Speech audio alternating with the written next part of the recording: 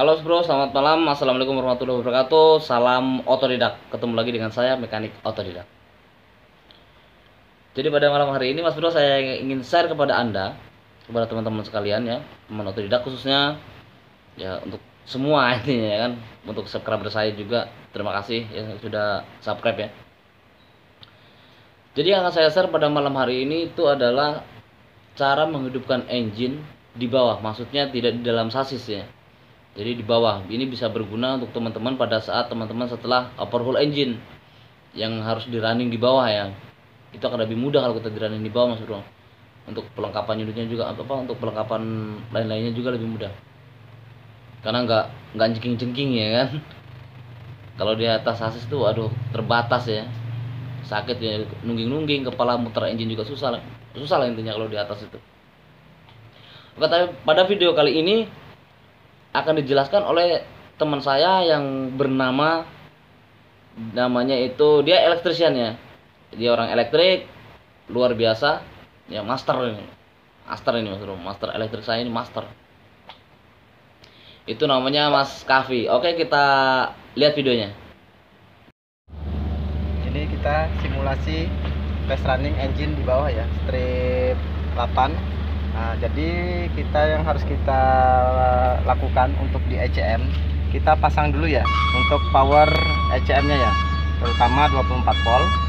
Dan terus kita masukkan lagi input untuk di ECM berikutnya di ACC. Itu wajib supaya ECM tuh bisa hidup dan fungsi untuk mensuplai ke sensor-sensor ya. Nah, itu terus semua sensor harus dipasang.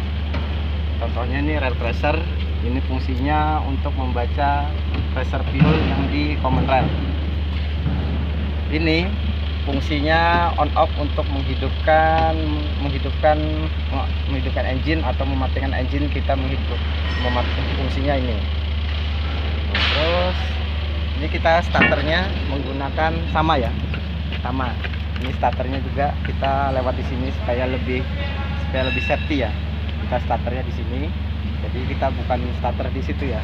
Jadi kalau kita starter di sini kita lebih safety, jadi kita bisa tidak terlalu dekat dengan engine ya.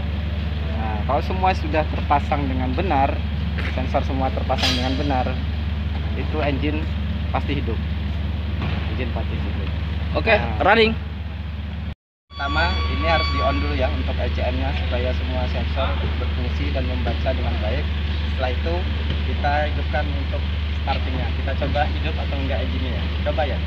1, 2, hidup.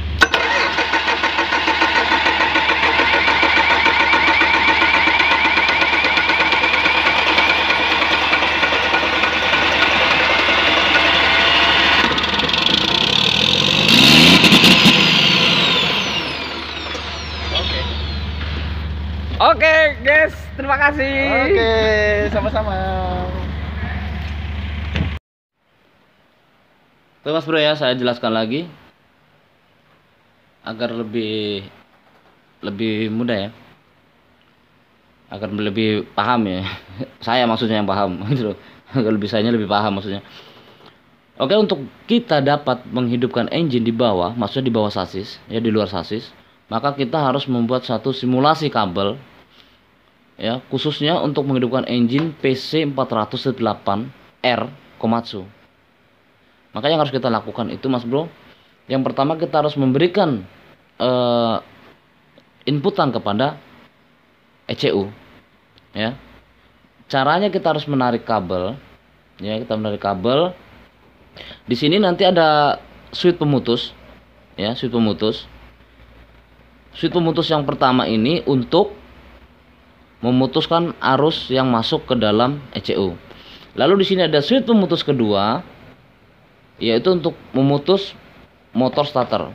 Jadi kedua switch ini baik untuk memutus dan juga untuk menyambung ya. Ini putus sambung nih keduanya nih. Oke. Lalu kita menarik kabel yang kemudian kita masukkan ke dalam ECU di C03 pada pin nomor 3. Dan untuk groundnya kita masukkan kabel ke pin nomor 1 yang kemudian ini akan ke ground ya, ini akan ke body Mas Bro ya. Oke. Lalu di sini ada pin 39. Pin 39 ini adalah pin arus ACC. Ya, pinnya arus ACC ini. Arus ACC ini yang nantinya dia akan memberikan inputan kepada sensor yang diperlukan. Ya. Ya, inputannya akan diberikan kepada ada fuel pressure sensor, J sensor, NE sensor, dan speed sensor. Lalu untuk dapat injektor memerintahkan, maksud saya agar ECU dapat memerintahkan injektor, maka ECU harus mendapatkan kabar ya, harus mendapatkan kabar atau signal dari J sensor, NE sensor, dan speed sensor. Jadi kalau bahasa kitanya begini, speed sensor nanti akan memberikan kabar kepada ECU bahwa ini sudah saatnya untuk menyemprotkan, mengabutkan injektor. Maka ECU akan mengolah data yang kemudian dia akan memerintahkan solenoid injektor untuk membuka, sehingga tekanan minyak yang standby di dalam injektor ini ya, dari feed pump ini, dari HPCR-nya ini, untuk melepaskan minyak sebagai pengabut. Lalu bagaimana caranya untuk menentukan pin-pin ini Mas Bro?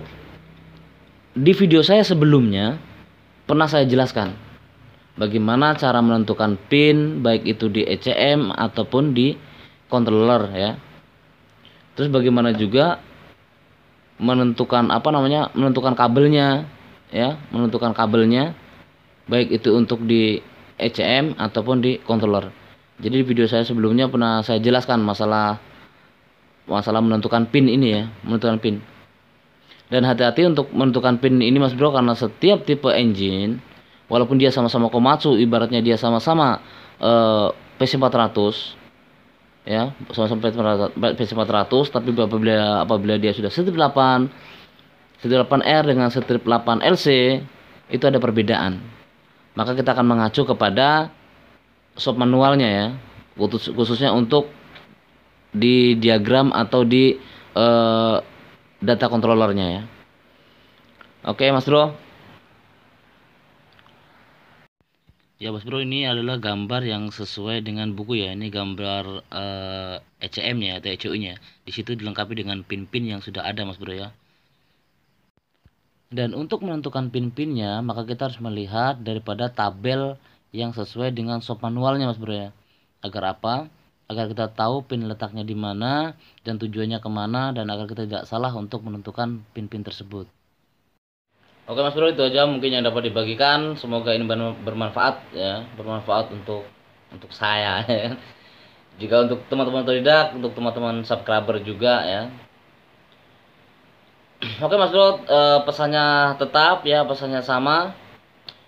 Jaga keselamatan, ingat keluarga, anak dan istri Anda menunggu Anda pulang dengan selamat Mas Bro.